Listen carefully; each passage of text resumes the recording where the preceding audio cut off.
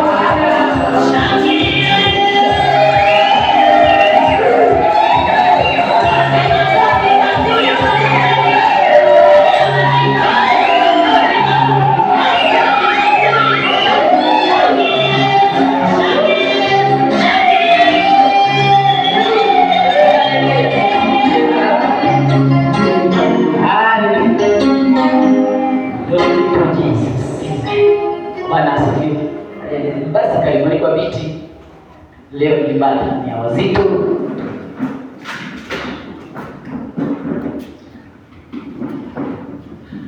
Leo ni ibada ya wazito na tuna mega mkate wa uzima pamoja kiwazito. Haleluya.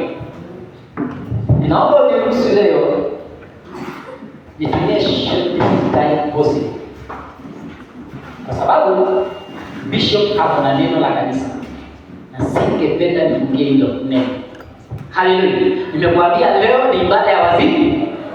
Basi mwambie aliye karibu nawe, hata kama uko karibu na mtu, geuka tu utazame mtu uso na umwambie leo tunalishwa kiwazito. Mwambie leo tunalishwa kiwazito.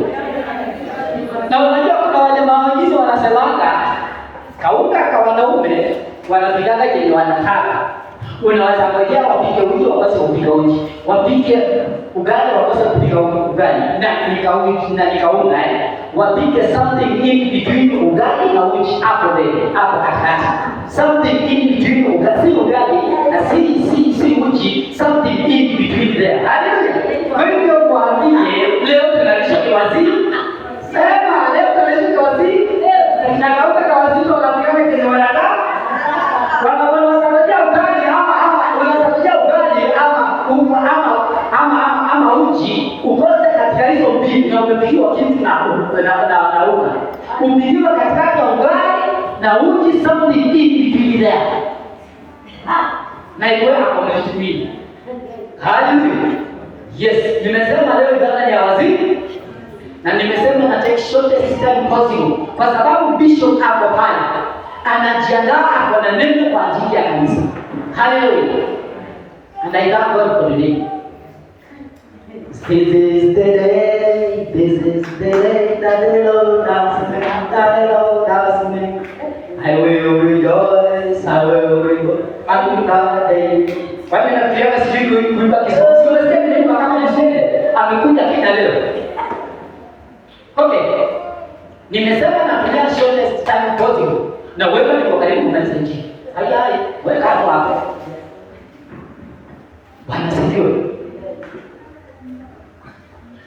Na ni kwa sababu ninajua kwamba wewe Baba Mungu wa mbinguni, asante kwa ajili ya neno lako. Nimebarikiwa mara nyingi. Ibariki ninaposikika na watu wako Bwana. Leo msaada kwa maisha yetu siku baada ya nyingine. Kwa jina la Yesu Kristo naomba na kushukuru. Sema amen.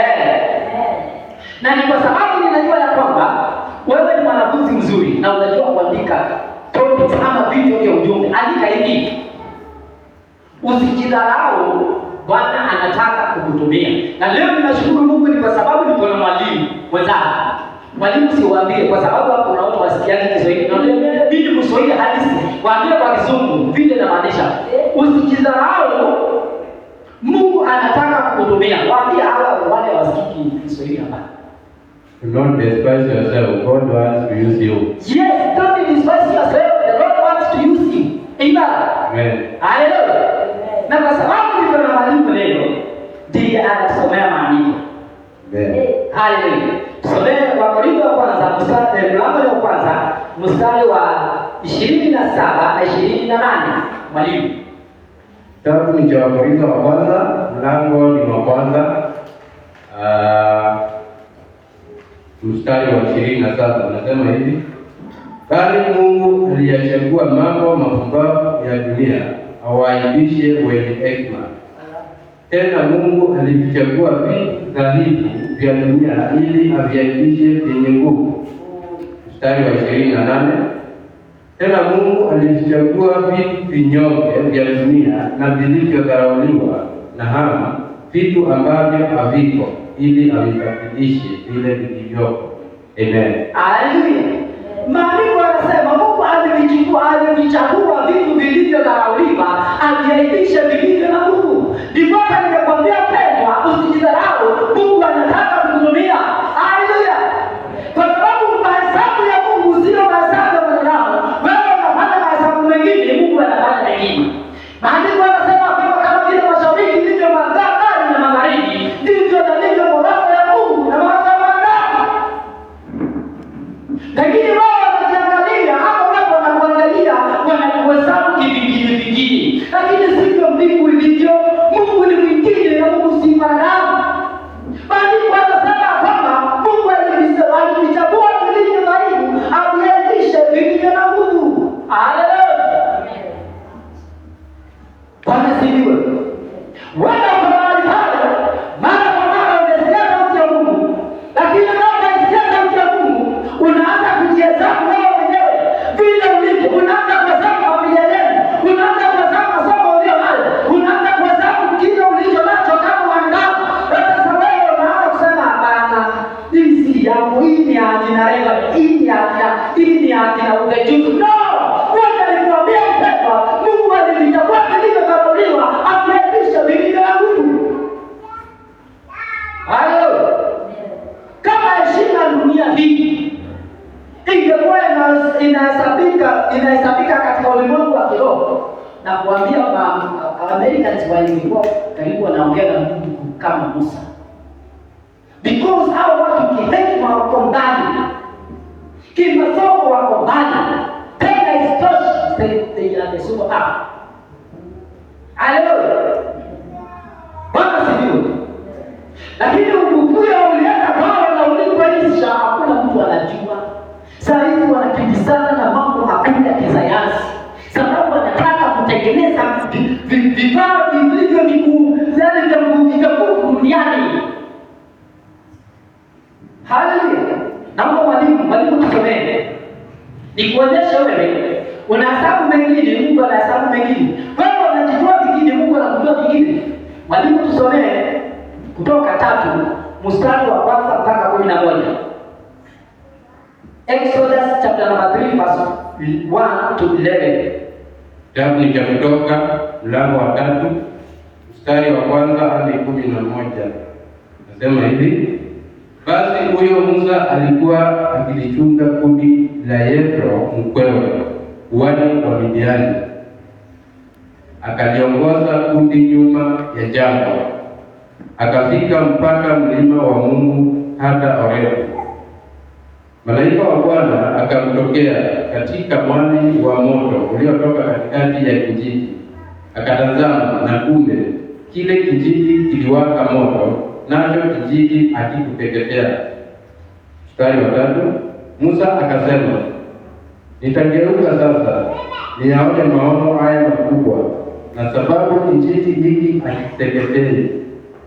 Bwana alipoona ya kuwa amegeuka ili atazame, Mungu akamuita kutoka katikati ya kile kijiji, akasema, Musa, Musa.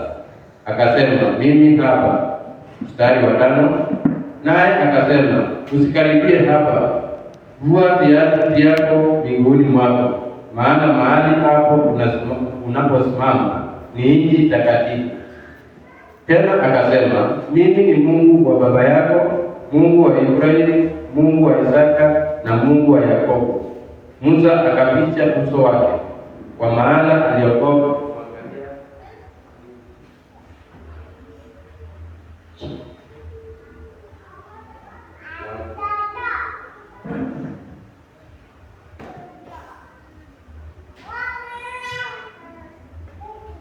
Samahani. Tulikuwa tumefika mstari wa 6. Tena akasema, mimi ni Mungu wa baba yako, Mungu wa Ibrahimu, Mungu wa Isaka na Mungu wa Yakobo. Musa akaficha uso wake, kwa maana aliogopa kumwangalia Mungu. Mstari wa 7, Bwana akasema, hakika nimeyaona mateso ya watu wangu walioko Misri, nami nimesikia kilio chao kwa sababu ya wasimamizi wao, maana nayajua maumivu yao.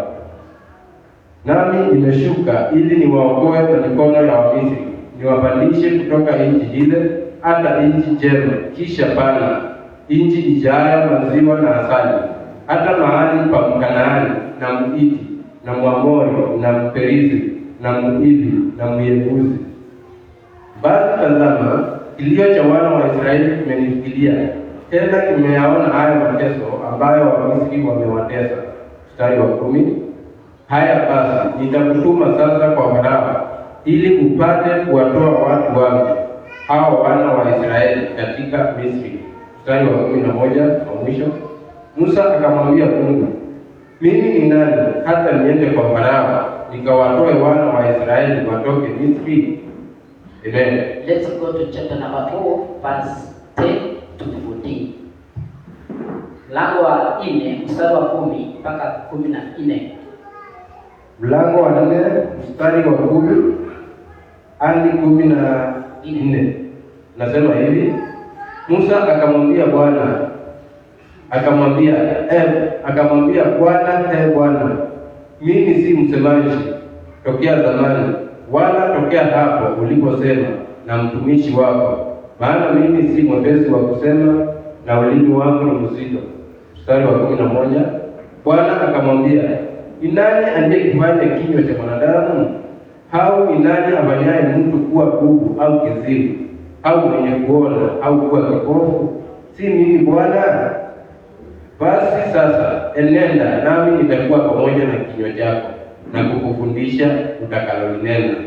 Mstari wa 13, akasema, Bwana, nakuomba tuma kwa mkono wake huyo utakayemtuma. Mstari wa 14, hasira ya Bwana ikawaka juu ya Musa, akasema, je, hayuko Haruni ndugu yako Mlawi? Najua ya kuwa yeye aweza kusema vizuri.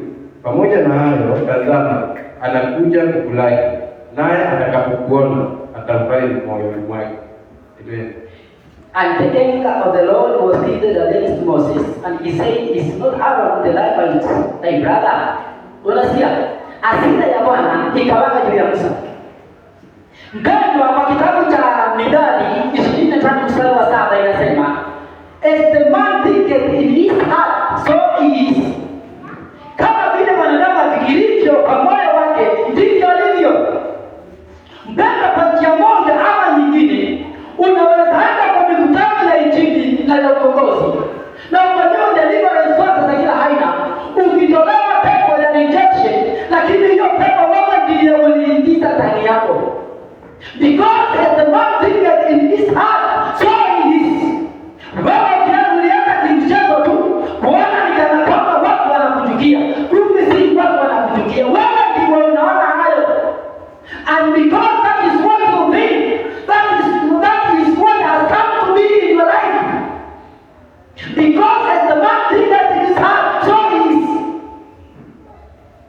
Bado wacha kujidharau, Mungu anaweza kutumia vile ulivyo.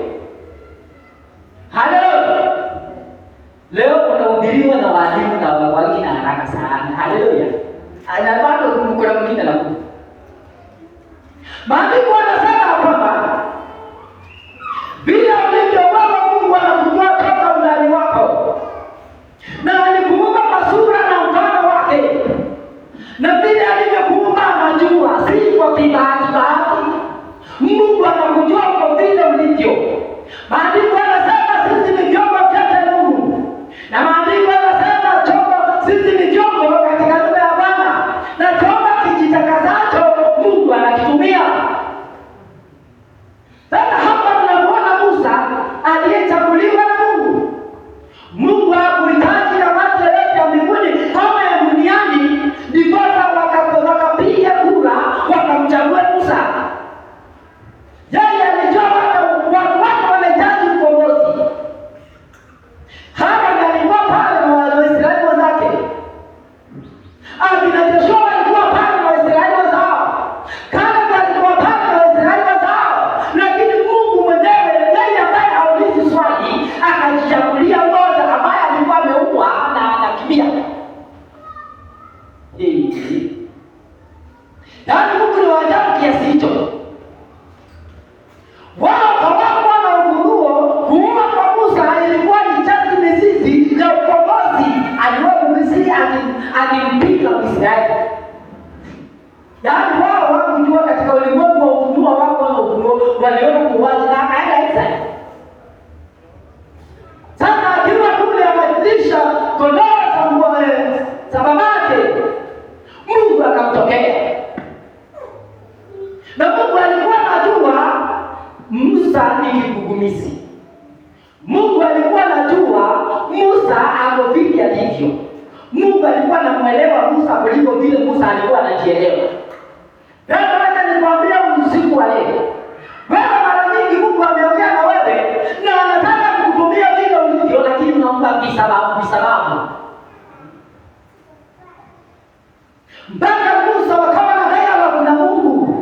Ikafika mahali Mungu akamwambia, mimi nitakuwa pamoja nawe, na akamhakikishia. Na ndipo kabla ya hayo Mungu alikuwa amefanya miujiza hapa watu wawili na Musa.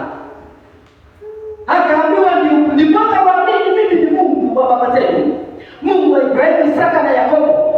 Una nini wewe Musa? Mpendwa, unataka Mungu anataka kukutumia na kile ulicho nacho. Hicho unacho kidharau ndicho Mungu anataka kutumia ndani yako.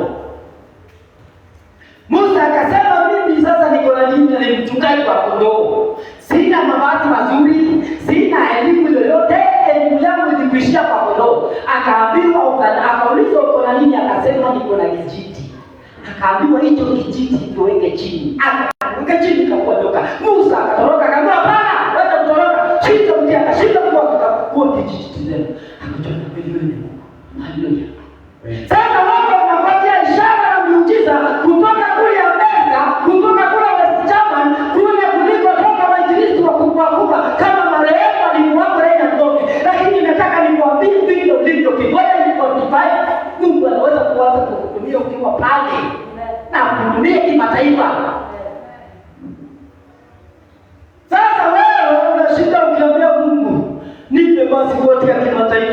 nipe visa niende Amerika. Kwani Mungu anakaa Amerika?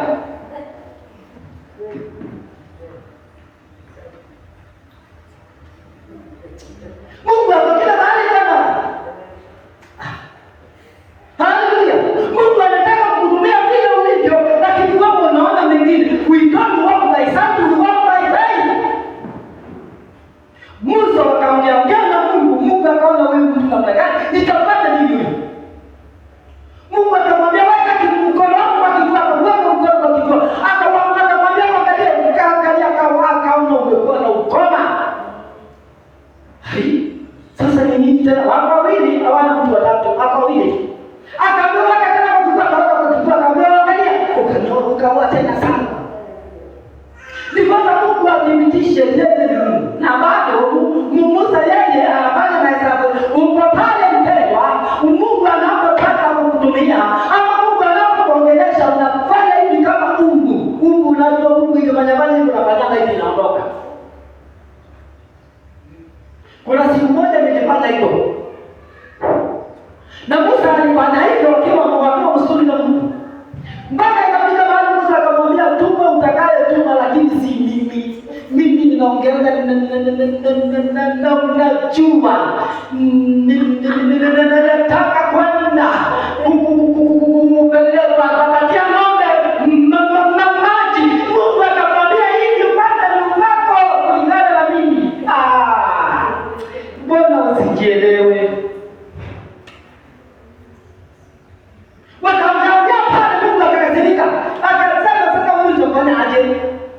Nimemwonyesha mimi ndiye Mungu na nikamwonyesha ishara na baba waliamini. And the Bible says at the anger of the Lord was kindled against Musa. Asili ya waka.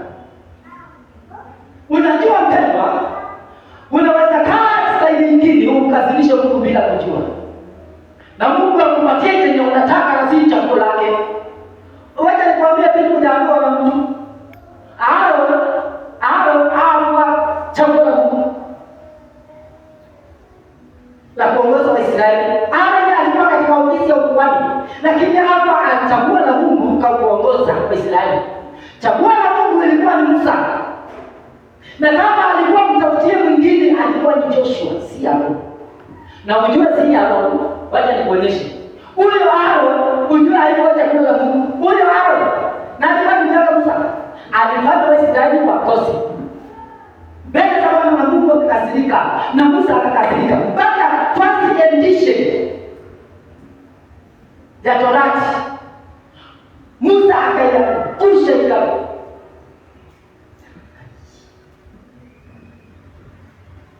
Akayangusha sababu ya huyo Aaron.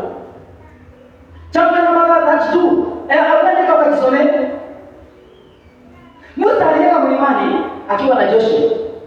Siaro ni akaacha na kanisa kule chini. Sasa hapo ni yeye ni watu wapenda ambao wako tu walichaguliwa wako tu. Hapo ni akawa Musa amekaa akawaambia basi fanyeni hivi. Wacha nikwambie. Unaona vijana wanavaa earrings. Sio unaona wanavaa. Hawako hata jana. Na hii question ilikuja jana. Soma maandiko katika Exodus chapter number 32 walikuwa wanavaa. Maandiko yanasema akawaambia wakupe earrings za wasichana wao na vijana wao na wake zao. Kwa hiyo walikuwa wanavaa wote. Usiniambie nilianza hivi majuzi na wote. Wewe ilikuweko bwana. Chochote kiona maudio. Na Aaron mwenyewe maandiko yanasema akaletewa. Akaiweka kwa moto na by the way alikuwa na hiki na yale. Alikuwa injinia. Akaitengeneza. Maandiko yanasema akaitengeneza kadama kang'ombe, akatengeneza wale si wengi walianza kuabudu ng'ombe bali inaitwa kule. Akatengeneza kang'ombe. Na kesho yake akasimamisha na akaitengea madhabahu. Huyo na alichaguliwa na nani? Sababu Mungu Musa alisumbua Mungu akampatia kitu. Unaweza kusumbua Mungu akupatie kitu lakini chisije kuenda wewe. Chunga sana. Siku moja nitakuja kuambia lakini labda kwa semina. Hiyo si ya kila mtu. labda kwa unaweza sukua Mungu akupatie kitu tu.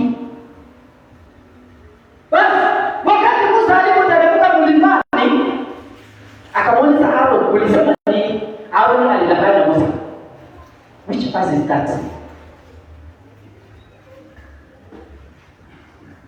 I think verse number 24. Exodus chapter number 32. Tumtue Aaron hapo chakula. Alimtanganya Musa akamwambia, kama walinipatia dhahabu zao na nilipoichukua nikaitupa kwa moto ng'ombe kakatokea. Unasikia ametanganya Musa? Yeye alitisha akaichemsha na akaitengeneza. Sasa Musa ameteremka anamuuliza unafanya nini? Kwani msaidizi umefanya nini? Sasa mimi unajua walileta dhahabu nikaweka kwa moto akakadama kakatokea. Uongo mtupu. Na hiyo yote ilileta kwa sababu ya Musa alijibizana na Mungu, akiitwa na Mungu.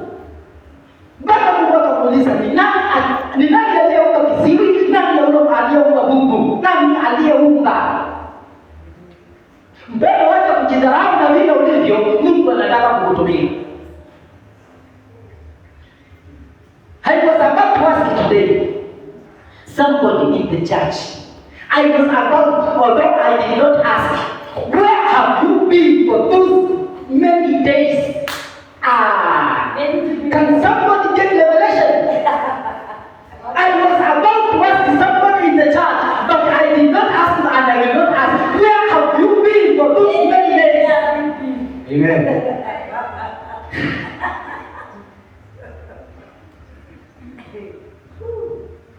Do you know somebody huyo mtu ile nilimuona kwa maono wakati Karanja walikuwa huko. Wakati Karanja walikuwa huko. Napenda acha niwaambie kitu. Na siku moja nilikuwa nimelala kwa wisi. Mungu akanileta hapa.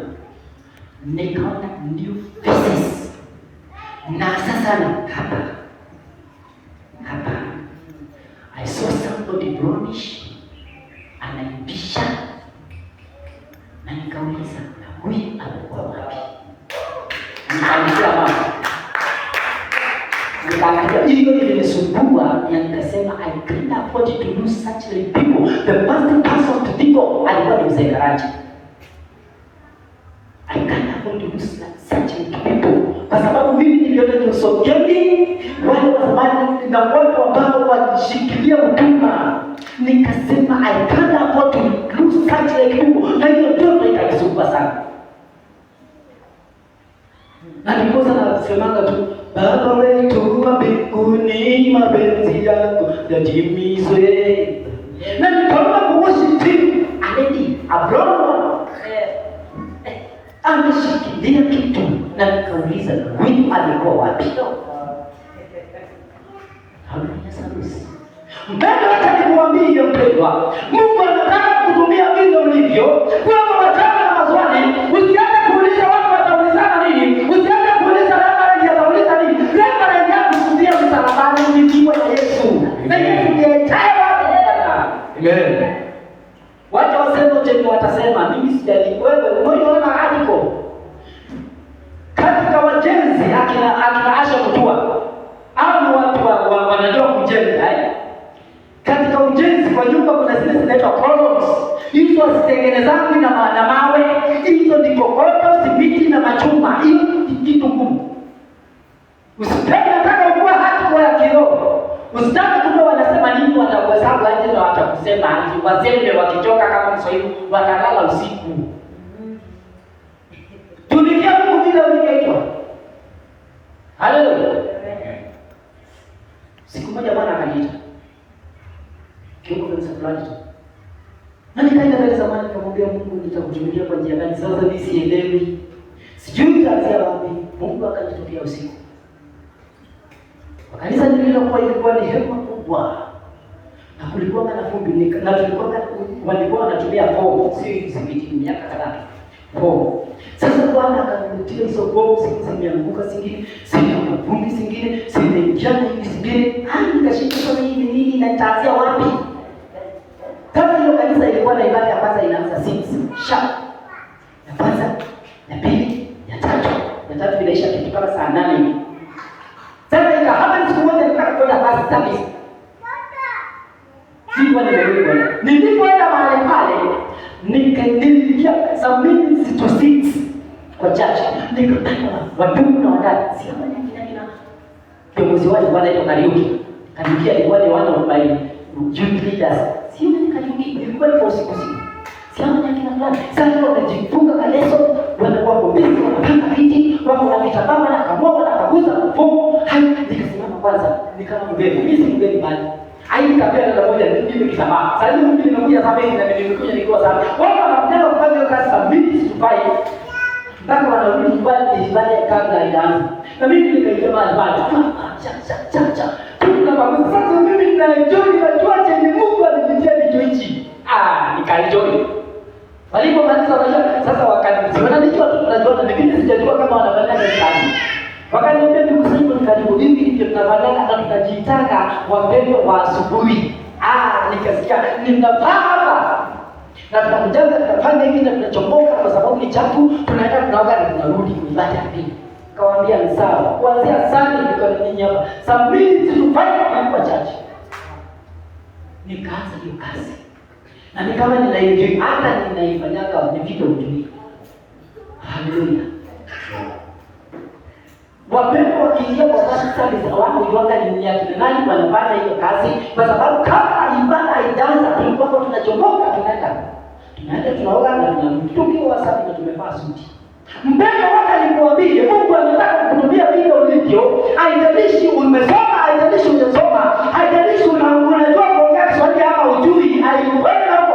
Mungu unamfanyia Bwana kazi, wewe ni bando, wewe ni chombo cha Bwana. Amen. Na nikaifanya hiyo kazi. Hakuna mtu alijua hata masters isipokuwa bishop alikuwa anaanza kuja mapema sana anaingia kwa ofisi. Lakini kabla hajaingia kwa ofisi anakuta anaonelea akiingia mpaka tunasimama. Anatuangalia mpendwa Bwana asifiwe. Amen. Anaingia kwa ofisi. Sisi tunaendelea tunasema hivyo ndivyo Bwana aliniita. Hizo zingine zilikuja baadaye na hiyo ninayeheshimu kuliko zote. Haleluya. Amen. Mpendwa wacha nikwambie, Musa alikadhabisha Mungu kwa sababu ya kujihesabu vile alivyo. Nani anaona vile hawezi? Mpendwa wacha kujiona uwezi, wewe unaweza. Sana kama mtume Paulo na unaweza mambo yote kupitia kwa Yesu aliye Mungu. Amen. Bwana sifiwe. Haleluya. Kama nilikuwa late for the first time was church planning. Kuna mpendwa aliuliza swali la kinadharau sana. Ni sababu tulikuwa junior pastors kadhaa, like the chosen junior pastors kadhaa. Na katika hao pastors kulikuwa na ndugu alikuwa na mwili kama wangu. Sitamsahau na hiyo pastor Gereza. Na mpendo mmoja akajua wengine wananiambia. Mpendo mwingine akauliza sasa akina mtua hawana vitambi. Wao wanaoimba kwa mapastors watakuwa. Yaani yeye alikuwa na strength nikivaa hadi hiyo naanguka hivi. Hiyo ikanikia kidogo sikuwa nimekuwa mang'aa kama leo. Mpendo kama unataka kuona mtu mang'aa ni mimi. Si mang'aa wale wa kusugua watu. Ni mang'aa wa kiroho. Wakitu